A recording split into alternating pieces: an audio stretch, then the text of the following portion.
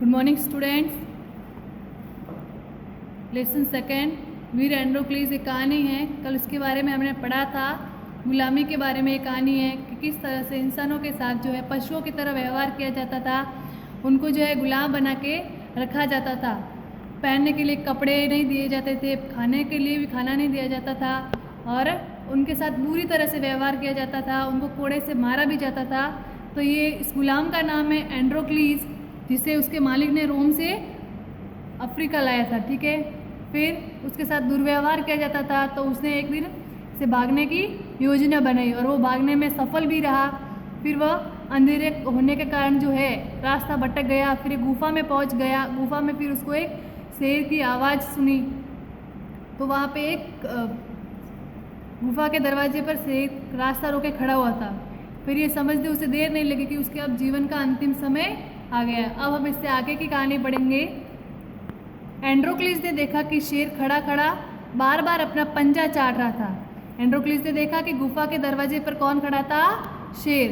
तो वो क्या कर रहा था? अपना पंजा चाट रहा था बार बार। उसे लगा हो न हो शेर के पंजे में ज़रूर कोई ना कोई तकलीफ है, कि शेर जो है बार बार अपना पंजा ऐसे चाट रहा है। तो उसे लगा कि उसके पंजे में कुछ हो रखा है, उसे कोई तकलीफ है। वह हिम्मत करके आगे बढ़ा और उसने हाथ बढ़ाकर शेर का पंजा देखा। उसने हिम्मत की। अब शेर के आगे तो किसी की हिम्मत होती नहीं है, तो भी उसने हिम्मत करी और आगे बढ़ा, शेर के पास गया। फिर उसने हाथ बढ़ा के शेर का पंजा देखा। पंजे से खून बह रहा था। पंजे से जो है ऐसे खून बह रहा था। उसमें एक बड़ा सा कांटा चुभा हुआ था। पंजे में बड़ा सा कांटा चुभा हुआ था, जिसके कारण उसका खून बह रहा था। एंड्रोक्लीस ने कांटा निकाल दिया और घाव को थोड़ी देर तक हाथ से दबाया।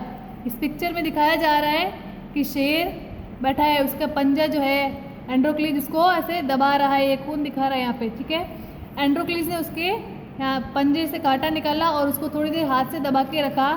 इससे खून निकलना बंद हो गया। थोड़ी देर बाद क्या हुआ? खून निकलना बंद हो गया। शेर लंगड़ाता हुआ वहाँ से चला गया। अब थोड़ा खून रुकना बंद हुआ तो शेर ऐसे पाँव को लंगड़ाते हुए वहाँ से चला गया। कुछ समय के बाद शेर एक मरा हुआ खरगोश लेकर लौटा और उसने उसे एंड्रोक्लीस के सामने लाकर डाल दिया। थोड़ी देर बाद शेर जो है वापस आया और उसने एक क्या लेकर आया अपने मुंह में? एक मरा हुआ खरगोश, और उसको लाकर किसके सामने डाल दिया? एंड्रोक्लीस के सामने। एंड्रोक्लीस ने उसे भूनकर खा लिया। एंड्रोक्लीस इतने दिनों से बहुत ही भूखा था। उसका मालिक उसे खाना वगैरह टाइम पे नहीं देता था, तो वो क्या था, बहुत भूखा था। तो उसने उसे भूनकर खा लिया। फिर शेर उसे एक झरने के पास ले गया। उसको खाने के बाद वो कहाँ लेके गए? एक झरने के पास। एंड्रोक्लीस ने वहाँ पानी पिया। उस झरने से एंड्रोक्लीस ने पानी पिया। इस प्रकार एंड्रोक्लीस को उस शेर के कारण खाना पीना मिल गया।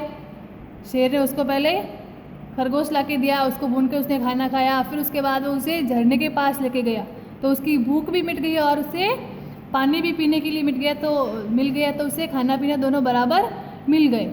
अब वे दोनों मित्र बन गए। वे बहुत ही अच्छे दोस्त बन गए और साथ साथ रहने लगे। जहाँ भी जाते दोनों साथ साथ जाते। कई महीनों तक शेर के साथ रहने के बाद एक दिन एंड्रोक्लीस वहाँ से भी चल दिया। बहुत दिनों तक, बहुत महीनों तक वो दोनों क्या रहे?